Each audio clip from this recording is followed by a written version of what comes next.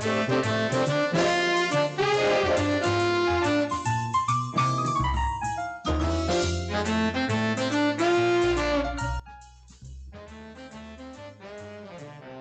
para penggemar dan pemirsa Suyanto.id, ketemu lagi. Mudah-mudahan Anda semua dalam keadaan sehat walafiat. Tetap bersama channel pendidikan Suyanto.id, sebuah channel untuk berbagi pengetahuan dan belajar sepanjang hayat. Nah, sebelum melihat video ini, jangan lupa klik subscribe, kemudian klik lonceng, like, komen, supaya Anda selalu mendapat video terbaru dari Suyanto.id. Saat ini kita memiliki tamu yang istimewa. Beliau adalah Ibu Retno Lestiarti MSI.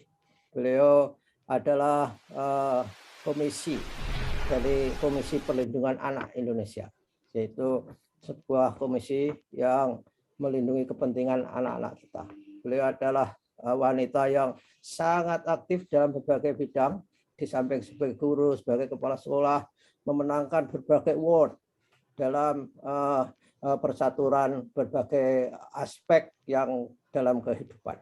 Misalnya seperti pemenang juara lomba penelitian ilmiah, mahasiswa berprestasi, pemenang City Success Fund, pemenang Go Green School misalkan saja, pemenang lomba menulis esai pendidikan dari berbagai penyelenggara, dan tentu saja masih banyak lagi, dan juga publikasinya berpuluh-puluh, pengalaman organisasinya juga berpuluh-puluh, dan pernah menjadi ketua kelompok ilmiah remaja Jakarta Utara, ketua umum Forum Musyawarah Guru Jakarta, kemudian sekretaris jenderal Federasi Serikat Guru Indonesia yang selalu menyuarakan guru di berbagai kepentingan.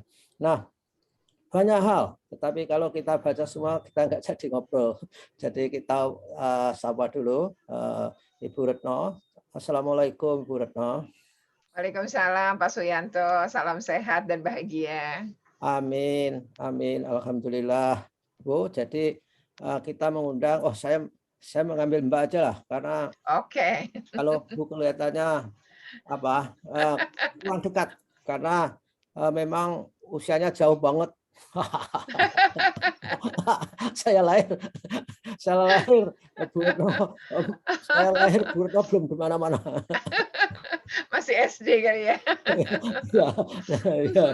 Nah, dan ini Mbak Retno, kita kan anak-anak kita saat sekarang ini adalah merupakan kunci sukses Indonesia menuju era emas tahun 45, dan kunci sukses untuk memanfaatkan bonus demografi di tahun 2035. Nah, dari KPAI, apa yang dilihat masalah-masalah yang dihadapi anak-anak kita? Masih ada masalah atau oke-oke saja, Bu Retno? Ya, sebenarnya kalau kita berbicara tentang problem anak itu beragam ya.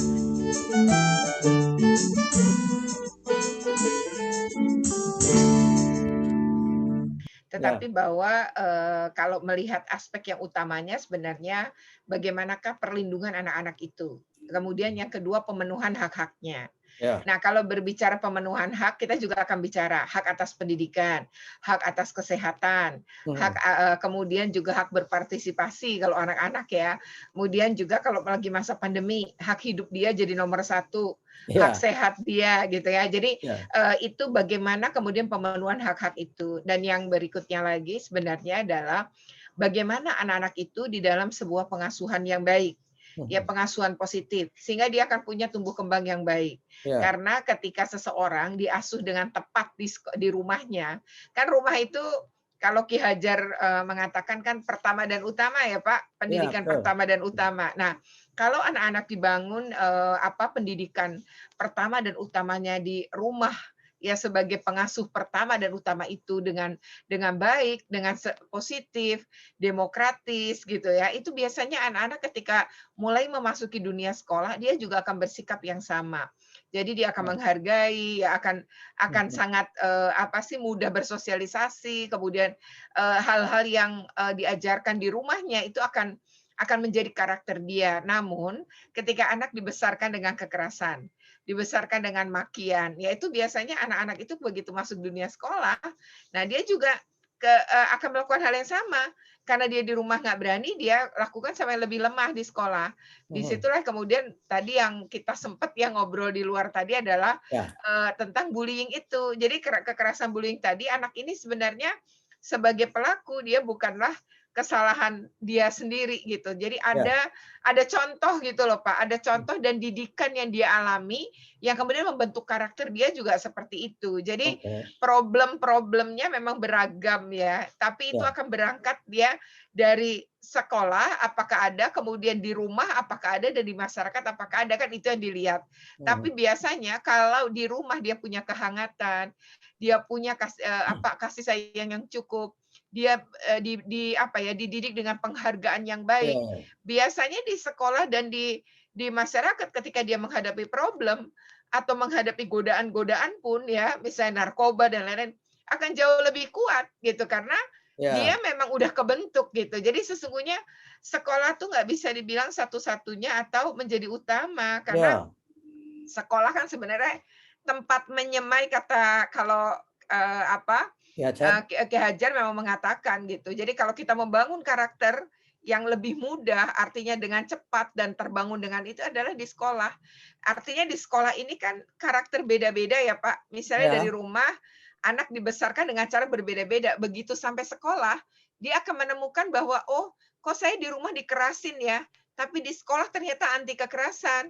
Di ya, sekolah nggak ya, boleh ngelakuin itu." Jadi dia akan belajar mana yang benar, mana yang lebih baik, dia akan belajar itu. Nah, itu makanya kata Ki Hajar, sekolah ini menyemai, karakter atau memperkuat karakter. Jadi karakter yang sudah baik di rumah, begitu di sekolahnya sama, jadi pola pengasuhannya dan, sistemnya sama, karakter yang dibangun sama, mhm, maka akan menguatkan. Jadi kata ya. Ki Hajar, yang tadi salah didik pun bisa jadi benar gitu di sekolah gitu. Tapi bagaimanapun, sekolah kan bukan bengkel ya, tapi Ya, bahwa rumah adalah yang pertama dan utama, Pak, membangun ya, karakter. ya, oke. Jadi, Mbak, ada sebuah buku yang fenomenal itu ya. Pernah Mhm, saya baca dan itu dulu waktu saya kuliah itu jadi pegangan untuk kuliah itu yaitu The Invisible Culture. Jadi pengarangnya itu Susan Umston Philip itu mengatakan betapa anak-anak itu tergantung pada pengasuhan karena mhm, itu risetnya menarik membedakan antara orang Amerika putih dan orang Indian. Orang Indian itu mengapa selalu left behind white American karena ibunya ketika mengasuh itu diam, komunikasinya itu enggak baik, sehingga anak-anak itu tidak memiliki vocabulary dalam benaknya. Dan orang kulit putih, anaknya baru ngomong apa saja itu diberi makna, tafsir secara kultural. Diajak dialog walaupun dia enggak mendengar. Dia misalnya anak-anak, oe, oe, gitu belum dibilang. mengerti tapi Iya, diajak iya. ngomong ya. Ya, belum bisa ngomong bayangkan, baru oe, katanya, yes, Mama is preparing milk for you, honey. Itu artinya sering mendengar seperti itu, maka vocabulary-nya tambah sehingga di tempat permainan bisa berpartisipasi, di sekolah bisa bertanya dan sebagainya. Saya Ya, sepakat dengan Mbak Retno tadi bahwa rumah itu adalah sangat menentukan membekali entry karakteristik bagi ya. anak-anak untuk ke sekolah. Nah, dari berbagai masalah itu tadi, Mbak, yang menonjol dan ditangani mendapat prioritas utama dari KPAI itu persoalan apa ya anak-anak kita ini, Pak? Kalau ngelihat pengaduan ya Pak, kalau Ya, KPAI kan berdasarkan tugas dan fungsi di Undang-Undang Perlindungan Anak, kami kan punya 7, ya 7 tugas dan fungsi. Nah, salah satunya kami itu menerima pengaduan masyarakat. oke. Nah, pengaduan masyarakat ini yang terbanyak itu apa gitu kan ya. Nah, Hmm, memang kalau pakai urutan ada 9 bidang gitu ya. Yang terbanyak itu sebenarnya pengasuhan, Pak.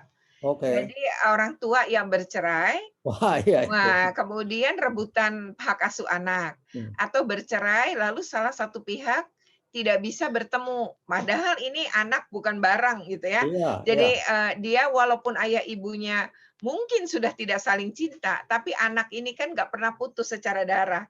iya, Jadi harusnya dia adalah dibina, diasuh bersama. Jadi meskipun tidak tinggal dalam satu rumah, tapi ayah dan ibu punya hak yang sama. Nah ini, biasanya bercerainya nggak ikhlas gitu ya, kemudian saling, tadi menganggap anaknya adalah milikku gitu ya, dan iya, itu kemudian menyakiti salah satu pihak, tapi sebenarnya juga bukan saja menyakiti mantannya, tapi juga menyakiti anak-anak mereka gitu. Karena bagaimanapun itu adalah orang tuanya ya. Kalau misalnya ayahnya, ya itu sebenarnya yang ingin berbagi pengasuhan ibunya. Kalau ibu jadi begitulah sebaliknya juga, di tangan ibunya, ayahnya juga nggak boleh. Nah, ini, secara psikologi sudah sangat berpengaruh pada anak. Ya, Angkanya sangat tinggi. Di masa tinggi. pandemi ini paling Oh, tinggi dan angkanya juga luar biasa gitu. Jadi malah terjadi peningkatan karena ternyata pandemi itu banyak orang bercerai, banyak orang stres karena penghasilannya ya, mungkin menurun bahkan hilang atau PHK,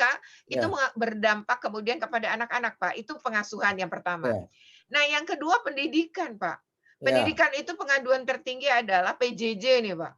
Jadi Oh, soal pembelajaran jarak jauh tuh jadi, luar biasa problemnya. hmm. Waktu pertama kali PJJ dalam satu bulan, ketika Maret 2020, kami itu Ya. langsung nerima 246 pengaduan dari anak-anak seluruh Indonesia. Oh. Kalau ngadunya 246, Hmm. lalu tidak ada yang sekolahnya yang sama, berarti kan 246 sekolah setidaknya. Ya, Dari ya. 246 sekolah ini kan anak ini tidak hanya dia, tapi ada teman-temannya. Hmm. Dan guru itu tidak hanya mengajar kelasnya, tapi juga banyak kelas lain gitu. Jadi kalau Ya. dihitung bisa ribuan anak-anak gitu terdampak. Nah, yang kedua setelah setelah itu ada masalah lagi PPDB. Mhm. Karena banyak orang ingin ke sekolah negeri, tapi daya tampung kurang, mereka nggak Kurang. sanggup ke sekolah swasta karena kondisi pandemi. Itu juga mengakibatkan jadinya angkanya meningkat kan. Nah, Ya. lalu, kasus yang, berikutnya lagi soal kesehatan, Pak. Mhm. Jadi ini kesehatan, pendidikan juga bermasalah disabilitas. Karena Ya. pandemi jarak jauh, disabilitas itu kalau PJJ sulit. Oh ya. Nah, ini problem tersendiri lah ya, Pak, ya. Ya, ya. Kemudian yang berikutnya kesehatan. Nah, kesehatan ini adalah layanan kesehatan. Kalau dari karena kami juga tidak cuma punya, tusi pengaduan masyarakat, kami juga punya tugas dan fungsi yaitu melakukan pengawasan, Oke. melakukan kajian. Nah, pengawasan kami selama pandemi, Pak, itu anak-anak, bayi maksud saya ya, Ya, ya. itu layanan dasar berupa imunisasi, vaksin, ya imunisasi dasarnya banyak yang, tidak Terabaikan. terpenuhi. Iya, jadi menurun Ya. angkanya dan ini bahaya karena Mhm. vaksin itu kan pakai bulan, pakai ada waktunya, Waktunya ya. ya kan? Dan itu ketika tidak diberikan, maka akan punya dampak. Nah, yang bahaya Ya. kalau wabah pandemi kalau wabahnya Covid berlalu, Heeh. tapi anak-anak ini tidak Ya. diimunisasi dasar, maka akan terjadi wabah baru. Ya, Ya, ya. misalnya campak yang dulu udah nggak ada, Hmm. karena tidak diberikan imunisasi campak bisa muncul wabah campak. Hmm. Begitupun misalnya polio, kan udah lama nggak ada nih, Ada ya. bisa muncul lagi gitu. Jadi Hmm. hepatitis B juga kan itu, vaksin yang diberikan. Nah, ini menurun selama Wow. pandemi. Ah, itu Ya.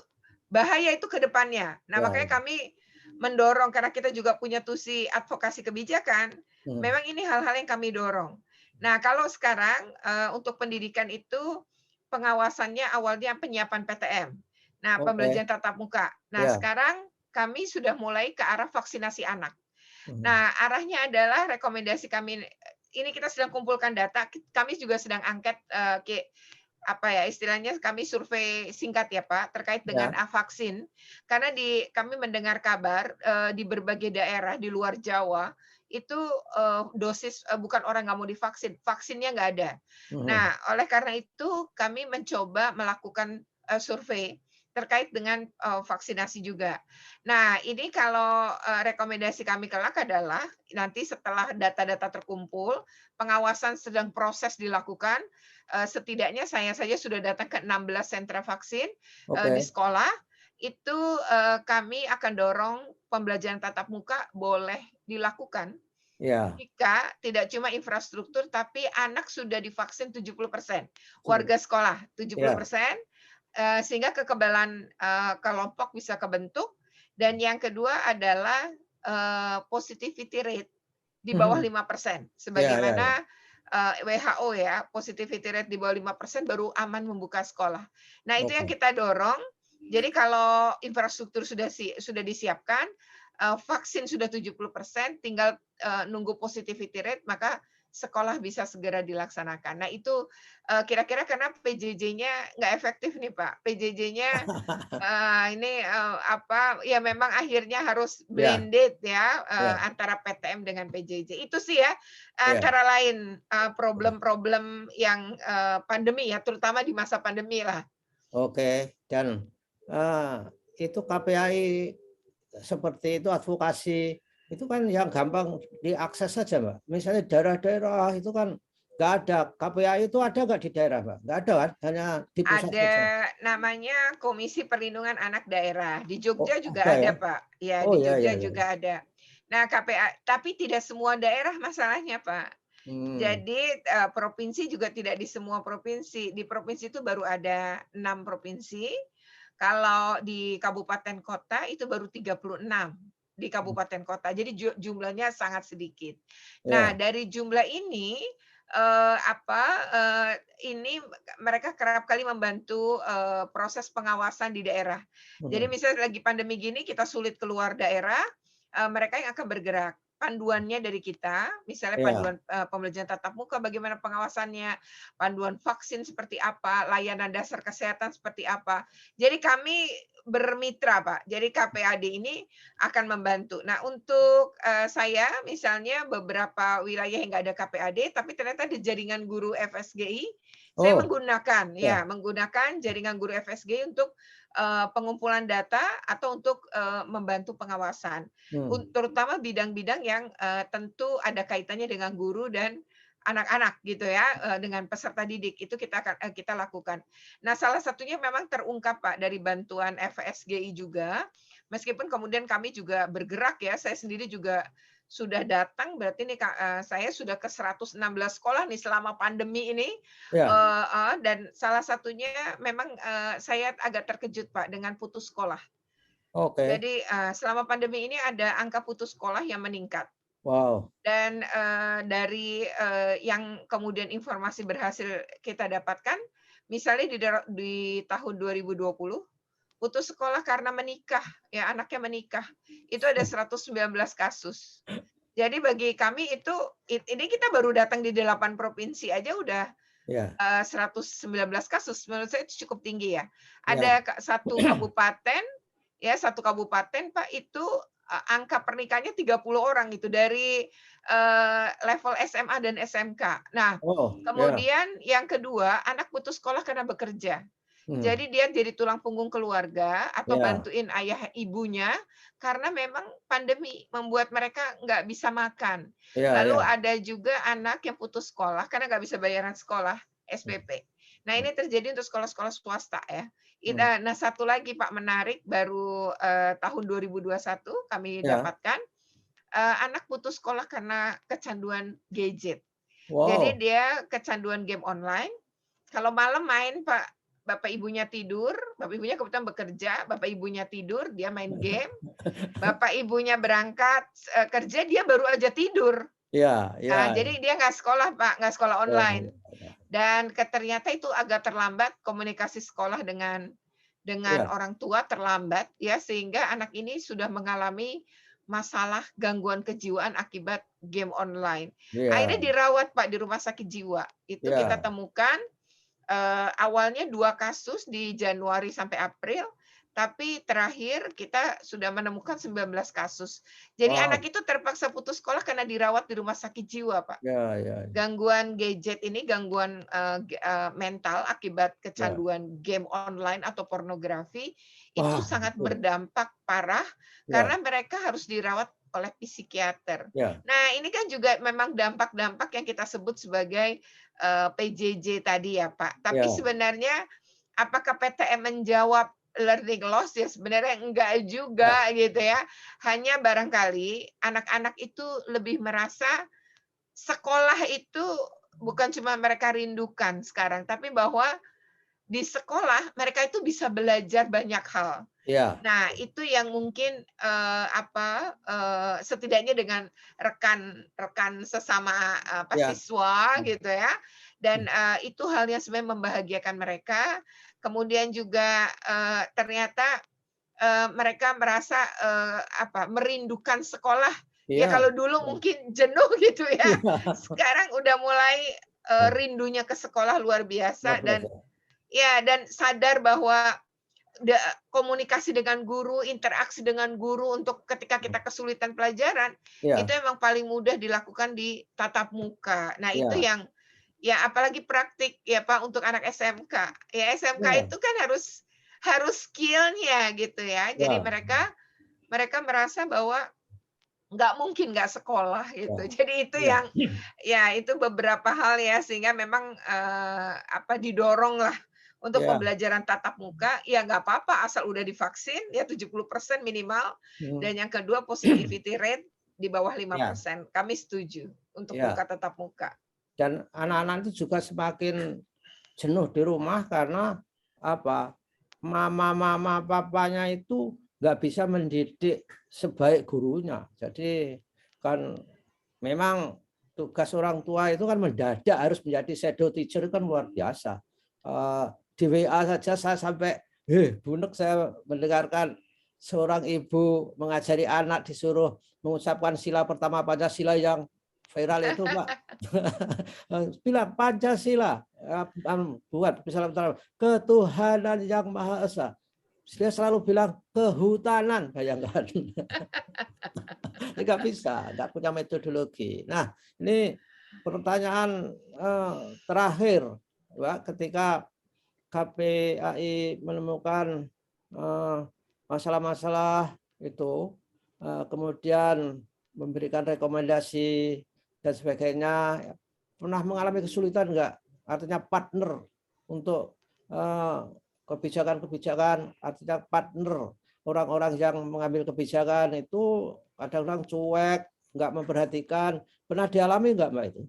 Iyalah pasti ya Pak, tapi, kalau, bagi kami, ya terus aja kami suarakan, apalagi kalau basisnya data ya, tentu Ya, kita percaya diri untuk menyampaikan, biasanya lewat rapat koordinasi nasional dengan kementerian terkait, lembaga terkait, sampai dinas-dinas pendidikan dan kantor-kantor wilayah agama. Dan, beberapa misalnya terkait PJJ, kan waktu itu kami juga memberikan, rekomendasi ya, salah satunya kesulitan pada kuota, walau kemudian ya, diberi bantuan kuota, tapi bantuan kuota itu tidak menyentuh anak miskin, Pak. Jadi ya kami betul. juga mengatakan bahwa, ini terjadi ketimpangan. Jadi kalau anak-anak miskin ini tetap nggak bisa dikasih kuota, jadi mereka tidak dikasih kuota, tapi mereka harus dibantu dengan cara ya dikasih gadgetnya gitu, Iya, iya betul. salah satunya gitu ya. Misalnya itu, kemudian juga ada rekomendasi itu jalan, meskipun awalnya baru pulsa aja ya. Kemudian yang kedua awalnya, Kemdikbud kan tidak mau merevisi ya Pak, Ya, kurikulum dalam situasi darurat. Maksud saya, kurikulum yang ada tapi disederhanakan, akhirnya dilakukan juga penyederhanaan dengan iya, materi-materi esensial. Jadi misalnya tetapi banyak Pak yang, masukan kita yang sebenarnya juga nggak digunakan. Salah satunya ketika membuka sekolah tatap muka dengan menggunakan SKB 4 Menteri itu loh. Nah, iya, itu kan beberapa kali direlaksasi, tapi padahal hasil pengawasan lapangan kami itu banyak klaster sekolah. Jadi mhm, kami berharap tidak sembarangan untuk, membuka zona. Jadi dari hijau ke kuning, kuning ke orange mau dibuka. iya, Padahal itu zona nggak sungguh-sungguh terjadi sebenarnya. Jadi maksud saya zonanya hijau, tapi kayak semangka, Pak. iya, iya, Luarnya hijau, dalamnya merah, Pak, karena iya, tidak adanya testing, tidak adanya iya, tracing. Jadi kami bilang ini bahaya untuk, keselamatan anak-anak. Nah, itu iya, misalnya, ya kadang-kadang nggak dipatuhi sama pemerintah daerah, itu kan kok iya, ini pemerintah daerah kan, iya, kewenangan pemerintah daerah. Relaksasi pun ketika rapat dengan Kemdikbud, ada juga yang, "Loh, kok rapatnya IDAI dengan KPAI udah menyampaikan ini." Begitu iya. keluar, lah kok nggak ada ya satupun IDAI dan KPAI itu diambil gitu. Ya itu adalah Pak yang kayak gitu. Kemudian, terkait dengan anak-anak nih yang sekarang ini, kami sedang menyuarakan karena banyak anak yang bapak ibunya meninggal karena Covid. Jadi Oh, mereka iya, iya, iya, iya, yatim piatu dalam waktu singkat, mendadak, itu terjadi hampir di banyak wabah ya sebelumnya juga di iya. dunia. Dan ini anak-anak ini kehilangan ayah dan ibunya pada usia yang masih anak. Wah, Nah luar itu, biasa. yang di Jogja juga ada Pak, anak kembar Iya, 14 tahun, itu kehilangan ayah, ibu, kemudian nenek, kakaknya, yang usia 26 hanya dalam waktu 1 minggu. Nah, Wow. jadi anak-anak ini Ya. gimana masa depannya? Lalu siapa yang akan mengurus mereka? Nah, ini kami sekarang sedang mendorong untuk pemerintah hadir dan melakukan pendataan dulu. Pemetaannya di mana datanya? Nah, lalu dilakukan. Jogja diantaranya sudah mengumumkan Pak ada 150.000, Wah, kemudian Jawa Timur sudah mengeluarkan angka juga, kemudian wilayah-wilayah lain sekarang mulai tergerak. Nah, itu KPAI senang tuh kayak gitu, tapi wow. belum sampai pada pemenuhan nih, Pak. Nah, Ya, kami berharap pemenuhannya jangka panjang. Jadi bagaimana Kartu Indonesia Pintar, Kartu Indonesia Sehat, kemudian PKH ya, Program Keluarga Harapan, anak-anak ini dapat dan ya. tidak dipersulit. Jadi cukup menunjukkan surat kematian orang tuanya, KK bahwa mereka kehilangan kedua orang tuanya, dan itu secara otomatis mereka mendapat bantuan agar masa depan mereka yang masih panjang ini bisa mereka hadapi. Nah, Hmm. negara harus hadir. Nah, itu yang saat ini nih kita sedang perjuangkan. Iya, ya. Wah, luar biasa Mbak KPAI. Ini kan merupakan investasi bangsa yang luar biasa terhadap bagaimana pemenuhan hak anak-anak sehingga pandemi itu memporak-porandakan harapan anak-anak, orang tuanya hilang, kakaknya hilang. Wah, selamat Mbak. Jadi mudah-mudahan saya ikut berdoa KPAI bisa Amin. membantu mereka mengumpulkan data, meyakinkan pengambil kebijakan, dan ke depan kita tidak akan menanggung generasi penerus kita yang memiliki banyak masalah akibat dari pemenuhan haknya itu tidak terpenuhi di masa-masa pandemi ini. Terima kasih Pak Retno atas Ya, kebersamaannya dan sama-sama. mudah-mudahan selalu sehat. Insya Allah kita bisa ngobrol kapan-kapan lagi. Assalamualaikum warahmatullahi wabarakatuh. Waalaikumsalam warahmatullahi wabarakatuh. Sampai ketemu lagi, Pak. Sehat Terima terus. kasih.